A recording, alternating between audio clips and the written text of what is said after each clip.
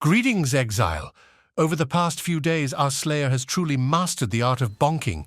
He's been honing his skills by practicing on your favorite waifu, her evil uncles, and even on that random guy who destroyed Oriath just because he was bored.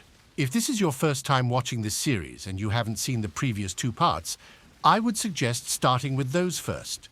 You can find the links to them in the description. Ever since our last update, there have been numerous changes to our build. Let's start by summarizing them. Firstly, I've crafted a new mace with both Shaper and Elder influence, as mentioned in part 2 of this series. This enables us to swap out hypothermia and endurance charge on melee stun supports with increased critical strike and critical damage supports. As we're transitioning our build into a crit build, we've opted out of precise technique and changed our ascendancy skill point from Endless Hunger to Overwhelm. Given the fact that this is now a crit build, we have invested most of our skill points into crit nodes. We've socketed a brutal restraint jewel near elemental equilibrium, which converts the elemental equilibrium keystone into second sight. This keystone grants us 25% more critical strike chance, but makes us blind, reducing our accuracy and evasion rating by 20%. However, since we are already scaling a decent amount of accuracy and evasion rating, this barely has any effect on us.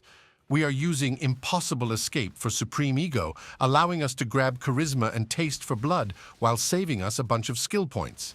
We have achieved 100% chance to avoid being stunned by using Tattoos of Tassilio Tideshifter. We are using an 8 passive cluster jewel, which grants us Feed the Fury and Graceful Execution. Lastly, we have socketed a Watcher's Eye, which grants us spell suppression while using Grace and increased physical damage while using Pride.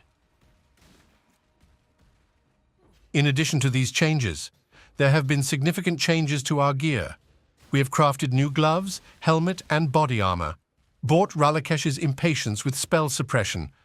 Overall, we have achieved 100% chance to suppress spell damage, over 3.7k maximum life, and 40k plus armor. All of this combined together with our overleech makes up for a decent amount of defense.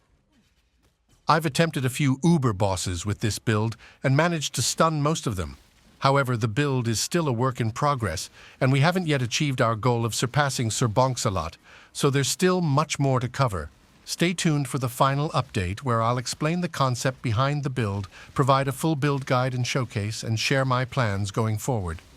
If you'd like to join our Slayer on his quest to surpass his predecessor, Sir Boneshatter, please consider subscribing and following us on Twitch. I'll try to provide the final update as soon as possible.